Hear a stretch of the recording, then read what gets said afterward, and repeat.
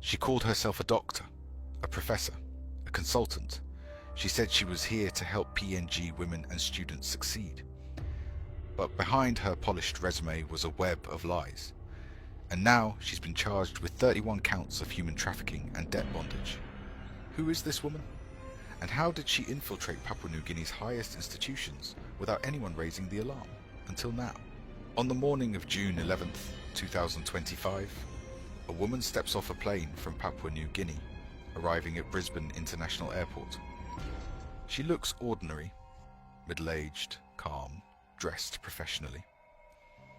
But what happened next stunned those who knew her. Waiting for her were Australian federal police officers. She was quietly handcuffed and taken away. Her name?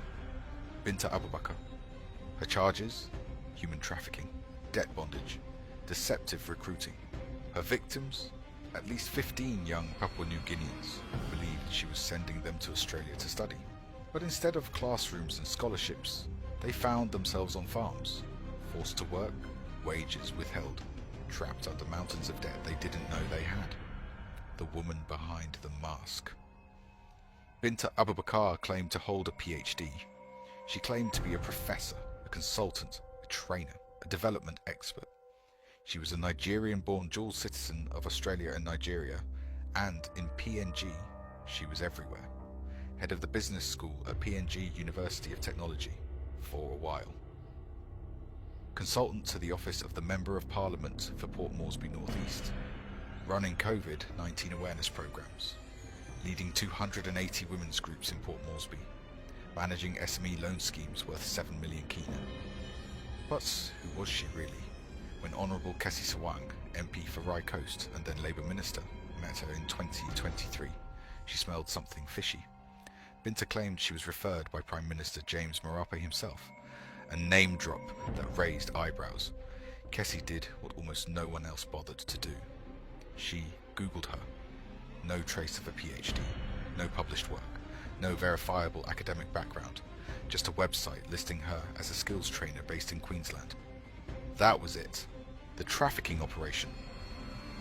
According to the AFP, Binta ran a trafficking ring under the cover of educational opportunity. Between March 2021 and July 2023, she allegedly brought 15 PNG nationals to Australia, promising them full scholarships, but once they arrived, the dream collapsed. She allegedly made them sign legal documents, some before, some after arrival, listing huge debts they now owed: tuition, airfares, visas, legal fees, insurance. These were never part of the original deal. The debt was crushing. Then she allegedly sent them to work on farms in Queensland, sometimes in breach of their visa conditions. But here's the kicker. She collected the wages directly from the farm owners, and the students, they never saw the money. She kept it, saying it was repayment for their fake debt. This is what's known as debt bondage, a modern form of slavery. And it's illegal under Australian law. The red flags PNG ignored. Her lies weren't hidden, they were just ignored. Back in 2011, she was hired by PNG University of Technology as head of the business school. She was terminated 2 years later. Why? Allegations of fake qualifications and mishandling of funds. In 2016, her company Oshwo Venture PNG Limited signed a deal with the TAFE College in Cairns to train PNG health workers. The program never happened. She's registered under multiple addresses, runs several companies in PNG, and no one really knows how she got into the inner circles of Port Moresby politics. She became the right-hand woman to MP John Cowper in the Moresby North East electorate. She was in charge of millions in MSME loan funds meant for local women. Was anyone watching? Whispers from the community. On Facebook, ordinary Papua New Guineans were sounding the alarm years ago. A 2016 post by Paul Siwi read, "PNG is home to international fugitives and people of questionable character." Others questioned her credentials, her role in managing funds, and her access to high-ranking officials. But time and time again, she slipped through the cracks. Why? Because she played the game perfectly, using buzzwords like empowerment, training and entrepreneurship. She knew how to use the system, the charges, and what comes next.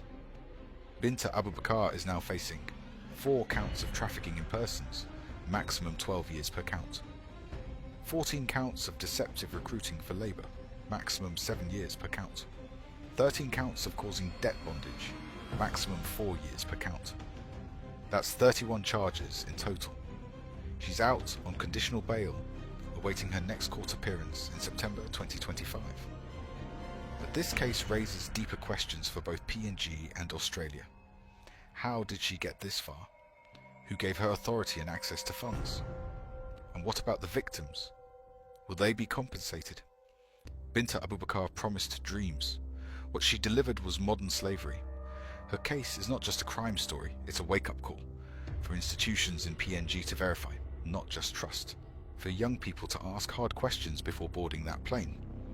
And for governments to close the loopholes that allowed someone like her to operate unchecked for over a decade.